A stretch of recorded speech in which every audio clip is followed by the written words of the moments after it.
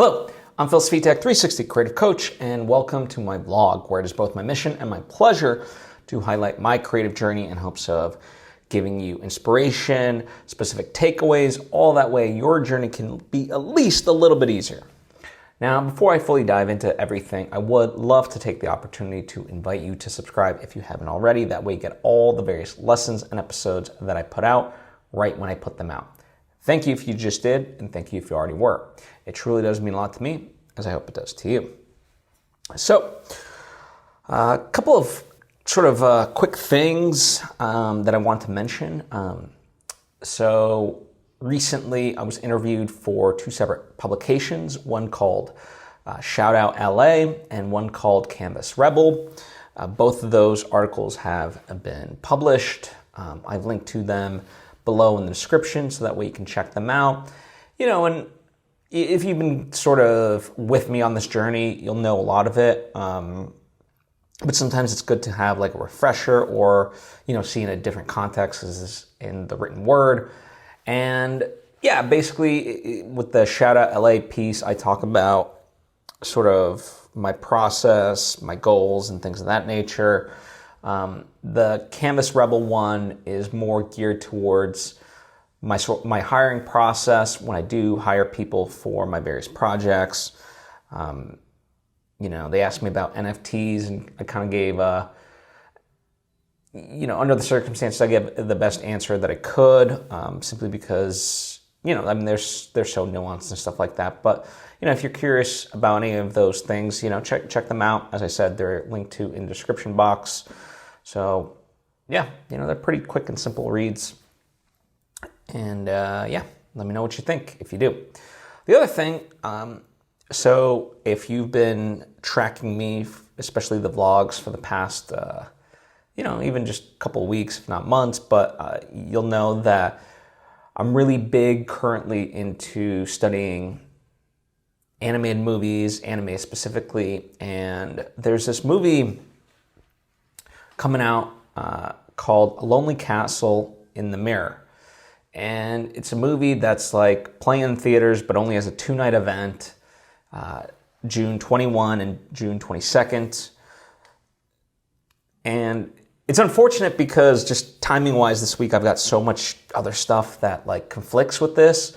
And I really wanted to see it. And, I've been looking for alternative ways to see it, like when does it come out on streaming, or can I buy a Blu-ray of it? Will it stream in more places? Like, is it really just for these 2 nights? And as of right now, that's all like their official website has and things of that nature. There's no further dates of, when it will be more available and stuff like that. But just want to, if anything, just kind of put it on your radar. Maybe you might be interested in this movie, Lonely Castle in the Mirror, if you want to check that out, see what it's all about. And, if you have the opportunity, go check it out. And I would be very curious to see what you think. I only seen the trailer once, and it's basically about this group of kids. It's a coming of age story. It seems like, it seems like an ensemble piece, and they end up in this castle that is going to grant them a wish of sorts, like a grand wish. But for them, it seems like the conflict is they essentially avoid doing that because they've created such a kinship in this place.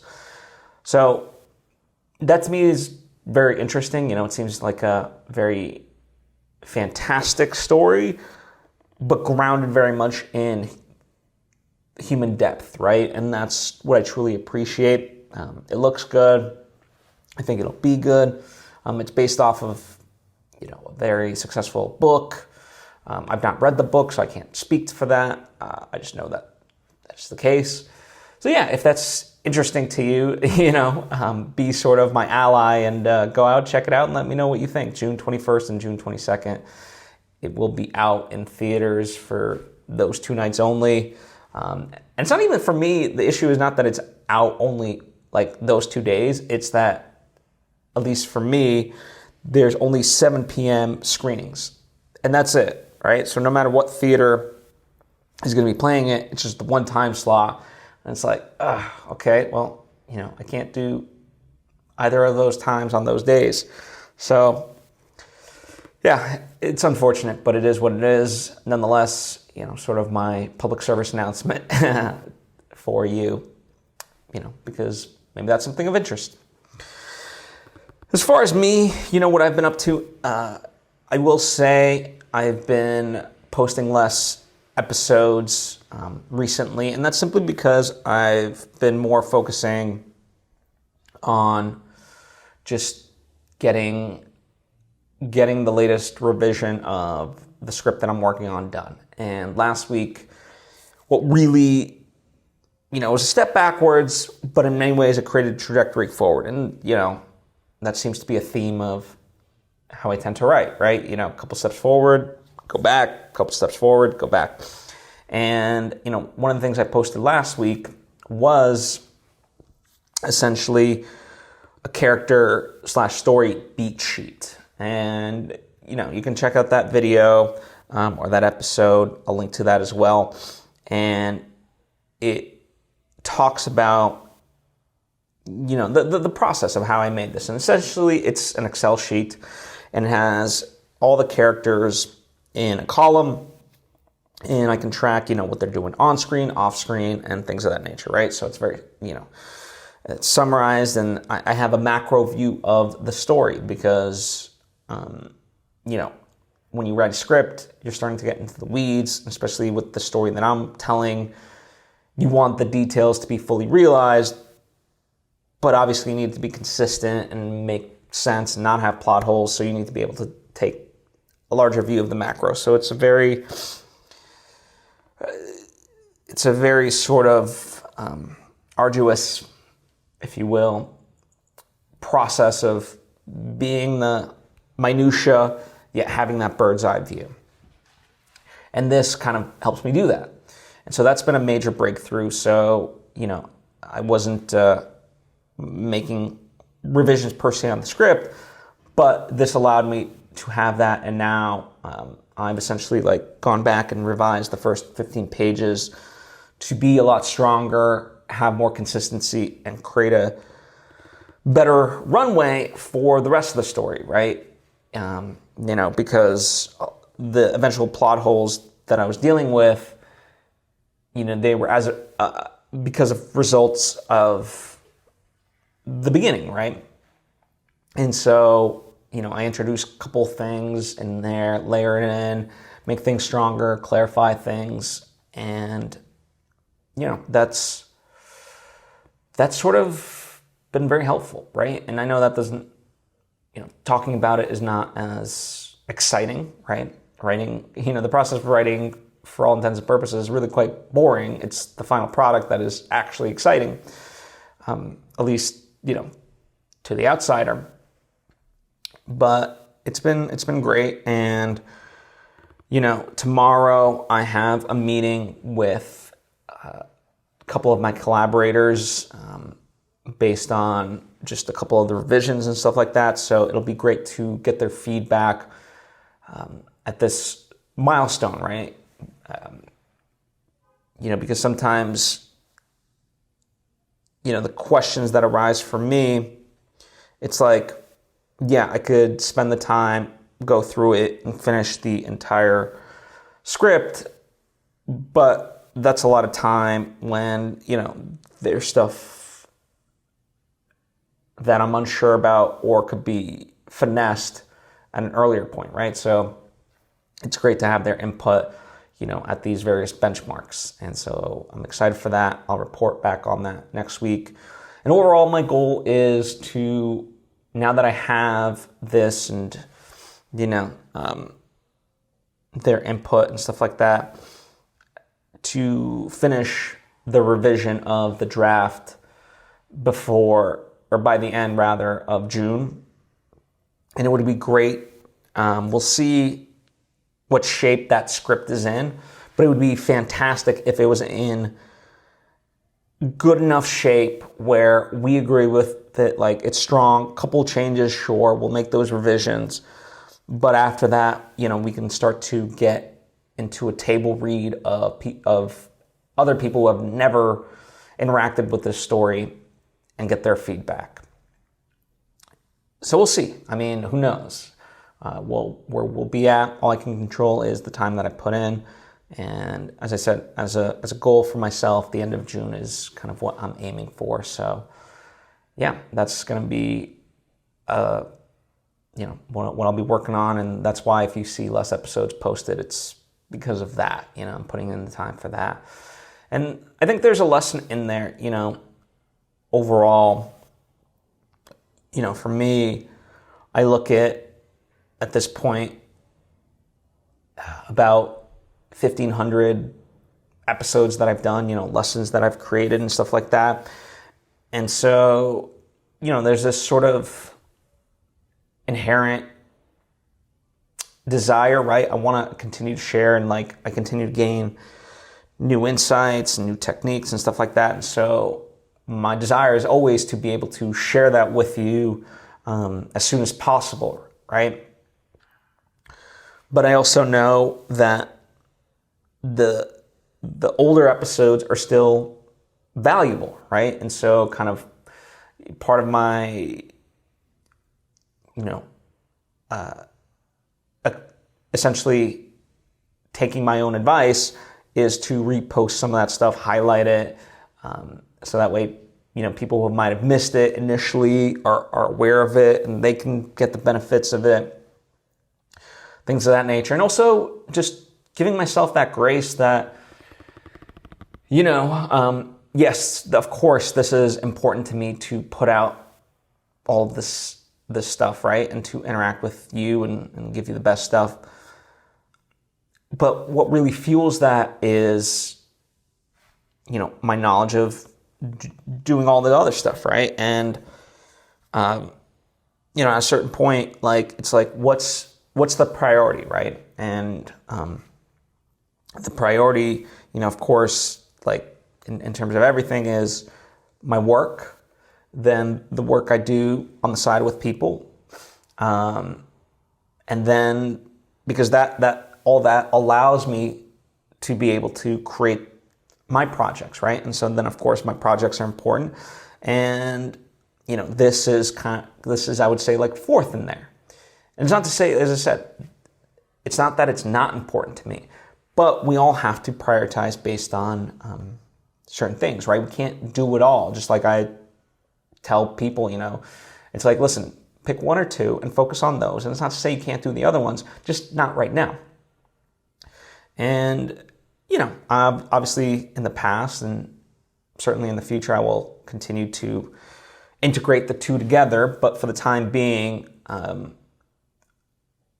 really want to just have the mental capacity and the time really to, get the script done before the end of June. And I think that's doable. And so, yeah, kind of practicing what I preach and giving myself that grace and all those things.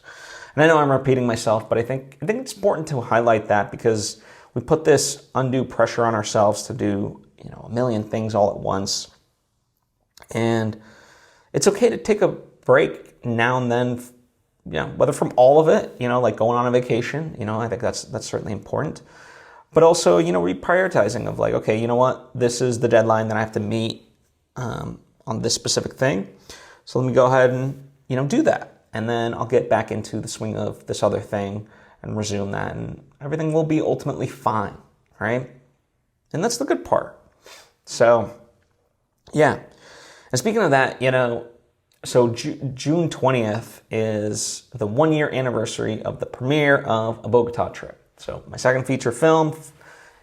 And it's really exciting to think about that. Wow, it's been a whole year since that happened. And what a magical night that was. And, it's a nice segue because, delivering that movie, you can check back those old vlogs and, episodes that I put out during that time period. But it was very much about, focusing and just being okay, we got to deliver this movie. And I remember, to deliver the movie, you essentially have to create a DCP, a digital cinema package, which has to go to the theater by a certain date. So even though we premiered June 20th, I think, give or take, like June 10th was our deadline to deliver the DCP. So that meant by, even earlier than that, we had to get the completed movie to the facility that makes the DCP, because this isn't like just exporting out of an editing program. This is something that, is doable on your own, but if you mess it up, it will not play. It's going to look horrible or whatever. And it was just something that I didn't want to risk, right? And so, the cost of it was better to just accept that and pay, the fee to have a professional create it and not have to worry about it. And they could, if they noticed anything, they could let me know and we could adjust and all that, right? So the point being that I had to get them the movie before that, June 10th deadline. And when I backtrack it, May was like, we got accepted into the Marina Del Rey Film Festival, and it was like, all right, now we got to deliver the movie by this deadline. And so that was an instance of like, it's go time, everything else apart from, work that has to get done, kind of needs to take a back seat. Otherwise, there's no movie to show anybody. And, like most films, it really came down to the wire, but we got it done. And I'll never forget that magical day when we did premiere. It was a Monday night, June 20th. And it was just so special. Packed house, the whole cast, crew that lived in LA was there. We all afterwards shared the stage, for the Q&A. Everyone participated in the Q&A. You could check that out as well, and all the red carpet interviews. It was just a very special night, and I'll never forget that. Now, a year later, it's fun to look back on that because, we've gotten a distributor. The movie's not publicly available. It's finished off its film festival run. And, we're working on getting it out there for the larger public in the right strategic ways. So, certainly don't worry, I will keep you updated as far as all of that. But, it's just kind of, it's a wild thing, Sometimes we don't take enough time to reflect and appreciate our accomplishments. And, though not everyone from LA will be available to kind of do a 1-year anniversary. Those who are from the cast and crew, we're going to do something this week to get together, probably like a Sunday brunch, and just see each other, see people we haven't seen in quite a while. So that way we can, just reminisce, right? And all that. So looking forward to that. I want to mention my Patreon. If you appreciate what I do, it's a way for you to connect with me on a more direct level. Obviously, it's a way to support me, but it's a way for me to be able to help you, with whatever you have in that sort of, as I said, more direct way. And there's only one tier. It's $10 a month. So, everyone gets the same thing. I don't know, it feels cleaner to me in that way. So check that out if that's something of interest, patreon.com/Phil Svitek. The other thing, this past week that I got a chance to be a part of was I did a shoot for the GRAMMYs, and the GRAMMYs, or the Recording Academy is, the organization behind the GRAMMYs is known. They do a lot of very interesting stuff throughout the year. And, they put on various kinds of events to connect musicians and so forth. And this was kind of Powered by Women in the Mix. Was an event by their Los Angeles chapter. And what it was essentially there's this Leanne Rimes song called Awakening. And, participants went to this recording studio called The Village, which has multiple studios in there, and multiple producers, for lack of a better term, would add their spin to the song. So there was like 3 different studios in use for this. And yeah, they would take like that song and redo it essentially in ways that they wanted to, right? And it was really cool to see this happening. For me, I was a videographer for it, so I bounced back and forth between the rooms, whereas, the participants themselves, they signed up for a specific room, and then they were essentially in that room for the whole day. But, I got to see the thought processes and the different teaching styles and so forth of these various, producers. And, the vibe of the room obviously pushed it, towards a certain direction. It was just really cool to be a part of that. The reason why it was called Powered by Women in the Mix was because the song itself, Leanne Rimes' Awakening, according to the people that made it, was like essentially made by 67% women, which is cool, right? And so this was empowering women to, learn, network, things of that nature. This is who it was geared towards.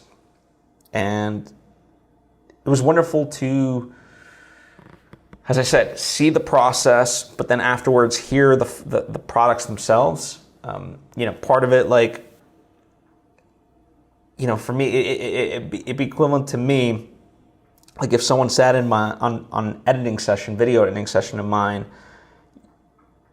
and they had no idea I have an idea of how music works, but in general, right, like, that's not my strong suit. And, in that sense, like, they're working on the minutest of details, and you're hearing like one like fraction of the song, and it might be a soloed aspect, so it's not even like the full thing, and you're just hearing that over and over. So in a way, it's like, it's like, how's this going to turn out, right? And then at the end of the day, you hear the thing, and, each person's song, the variations, and you're like, wow, okay, now I hear it. And it's so beautiful to, compare and contrast. And it's not that any of them were better or worse than the others. It's just really cool to see 3 different styles and 3 different approaches to essentially the same song.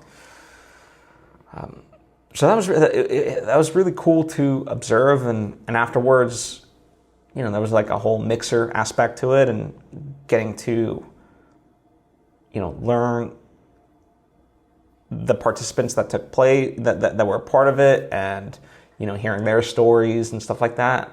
Yeah, it was just a ton of fun. It was a really great day. I really enjoyed that. And I'm thankful to, be a part of these things, and it's fun for me to be able to work them, right? For me, that's like an easy sort of way in to, like, socially speaking, when I have a role, that I know, like, to fulfill, but to observe it and be a part of it, like, that's really cool. So, as I said, very, very grateful. The other thing, as far as last week, there was this term that I saw on Instagram from Erwin McManus, and, he was essentially stitching a video. So I don't know who the original person is, but that original person coined, I don't know if they coined or whatever, but like this term was introduced to me, certainly, called radical responsibility. And it's sort of in line, certainly, with what I've been talking about, this idea that just because something's not your fault doesn't mean it's not your responsibility. And also, especially when it comes to our relationships with people, we have to own 100% of whatever relationship it may be. So whether it's a lover, a family member, someone who cuts you off in traffic, a coworker, like you have to take 100% ownership of that responsibility. And so this just gives it a name, if you will, and kind of extends it, right? And what Erwin McManus added to it was this notion that, people who don't want to take responsibility or abdicate responsibility, they're like, well, I have nothing to do with it, whatever, essentially become powerless. But when you take on responsibility, you step into your power. And I like that notion. I think that really resonated with me. So I'll link to, that Instagram post so you can kind of check it out yourself. But it's something, that I agree with. The thing that I'm sort of grappling with, I guess, is like, I think certainly like radical responsibility intonates perhaps that like, okay, climate change is your responsibility. Littering is your responsibility, like everything, right?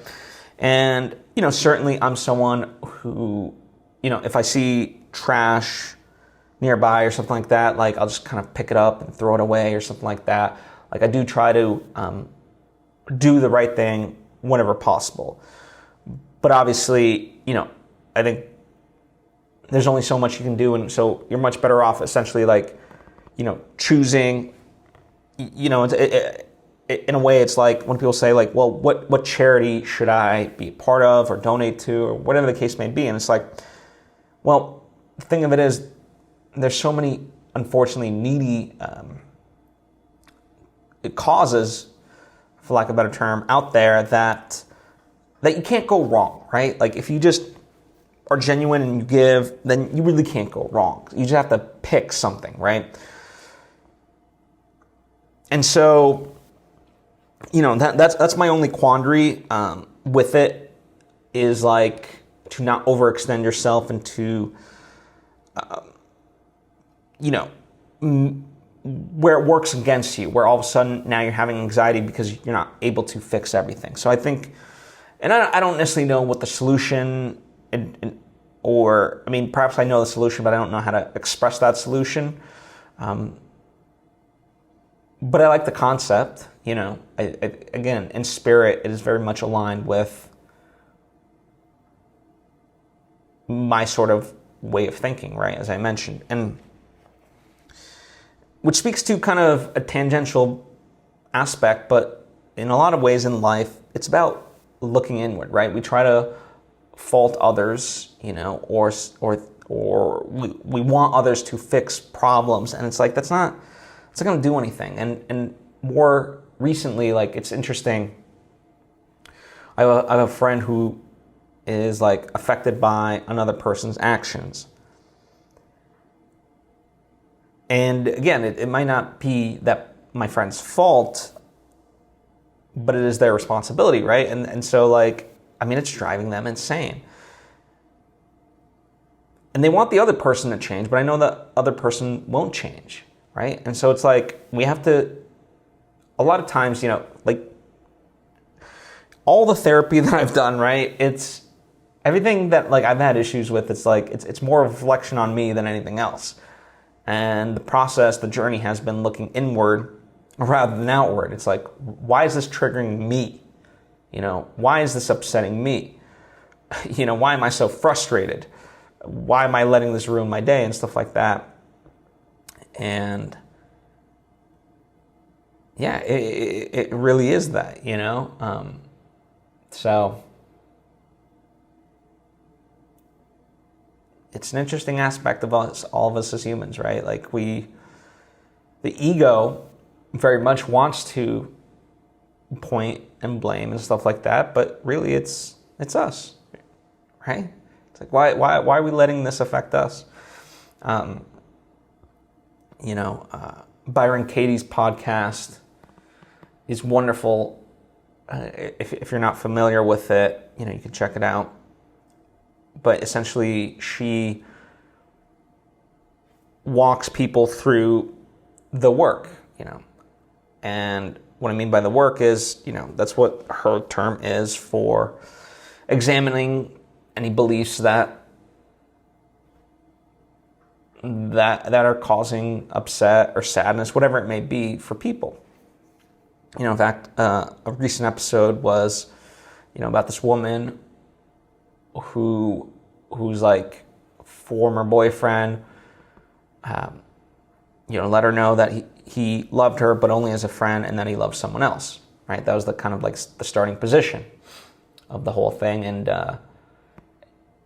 the woman felt used, felt like her time was wasted and stuff like that, right? And, this is about like an hour episode, of inquiring about this belief through doing the work, which is like a series of questions, 6 questions to test that belief and, try to free yourself of it.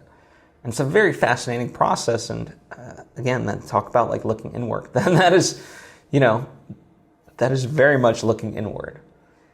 And it's fascinating to, be a fly in the wall of that process. That's why I love Byron Katie's work.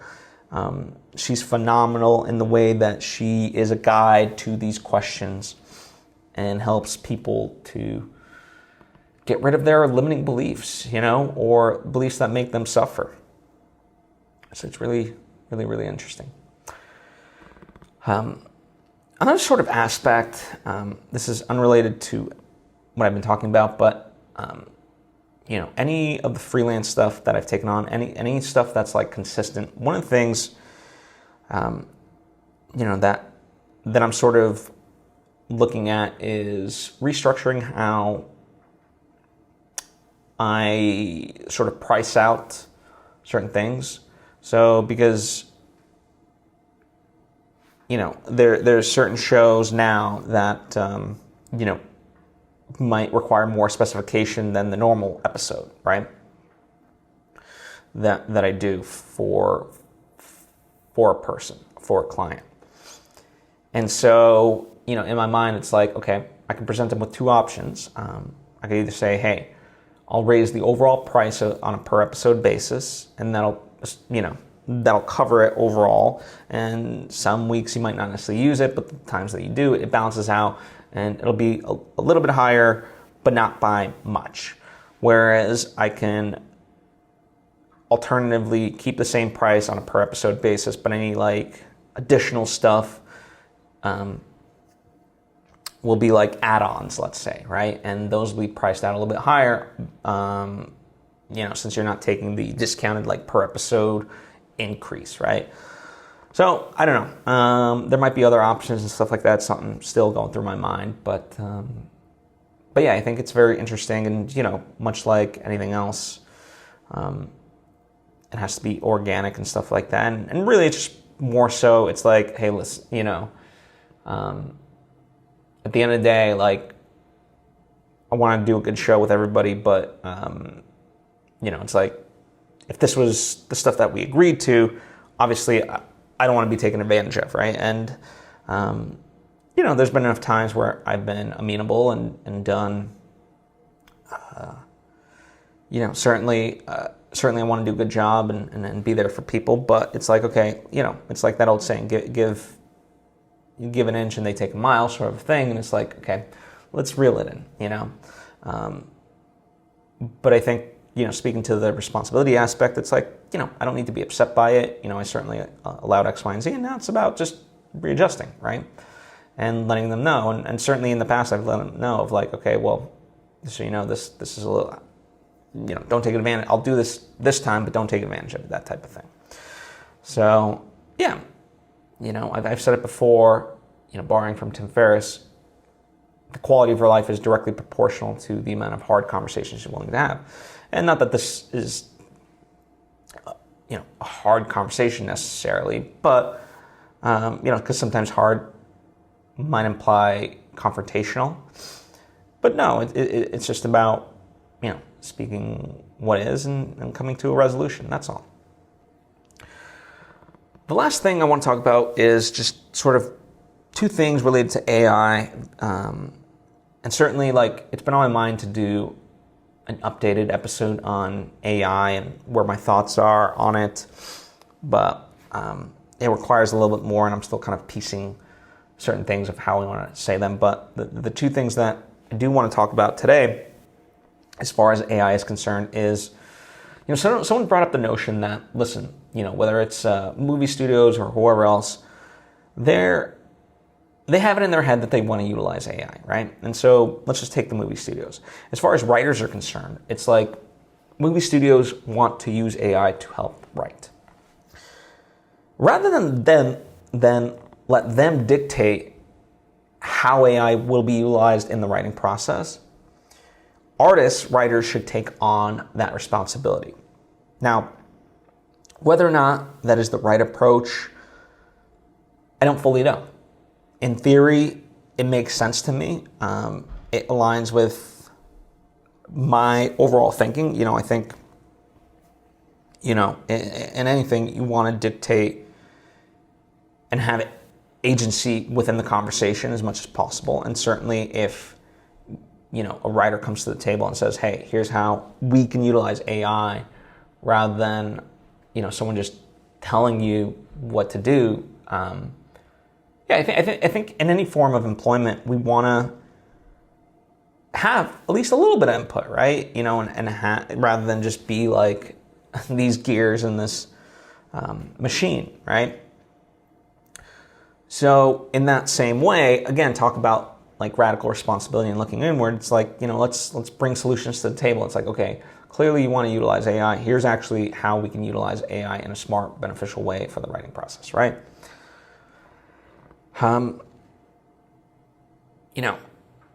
Certainly I am not a writer. I'm not part of I am a writer, but I'm not part of the WGA, nor do I work with the movie studios. So in that way, I'm not affected, right? And I don't say that arrogantly. I just say it as a statement of fact.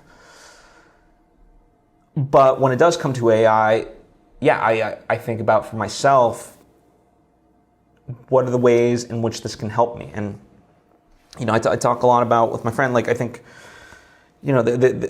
there's FOMO from a lot of people of like, oh, I got to jump on this AI trend, or I got to take advantage of this. And it's like, well, take advantage of it only if it makes sense with what you're doing. Because, truthfully, I have tried various AI software, and some of it is exciting. Other aspects of it is like, it's not quite there. It could get there, but it's not quite there. Or it's there, but it's not something that I need for my stuff, and it just complicates things. So, having that sort of wherewithal to know how things fit for you. And that's sort of how I'm approaching it. And, if it helps you to that point, there's a new website that I learned about called futurepedia.io. So the word future, and then PEDIA, like, the encyclopedia, Wikipedia, right? Except it's futurepedia.io. And it's kind of like an encyclopedia of AI tools. And you can, search for what you might be looking for. And there, it's the whole directory, which is a wonderful resource because, oftentimes I'm even left wondering, well, there's so many AI tools that seem to crop up. Like, what are they? What do they do, right? And so this is a resource for that. So check it out if it helps you. Anyway, that's what I have for you this week. Thank you so much, as always, for taking that time to tune in. I truly do appreciate it. If you have any questions, thoughts of your own, as I'm sure you do, whether about these topics or topics that I didn't cover, likewise, you can suggest things that you do want me to talk about. Comment down below or hit me up on social media at Svitek. Would love to hear from you. Thank you so much, and I hope to see you next time.